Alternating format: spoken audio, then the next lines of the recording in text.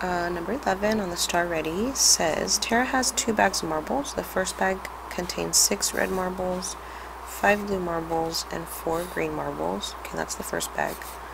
The second bag contains 3 red marbles, 2 blue marbles, and 4 green marbles. Tara will randomly select 1 marble from each bag. What's the probability that Tara will select a blue marble from each bag? So we're looking for the probability of blue happening and then blue happening again. So for the first bag, let's see, we have to find a total. That's 11.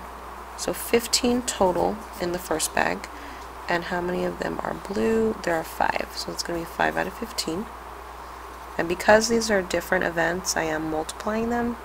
And then blue in the second bag, if I'm adding these up, that's 9 total. And how many blue? There are 2. Now I can look for some kind of way to simplify. I know that 5 and 15 have 5 in common.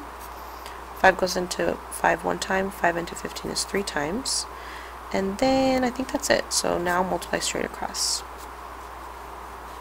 What is that, 27? That can't be simplified, so my answer is letter D.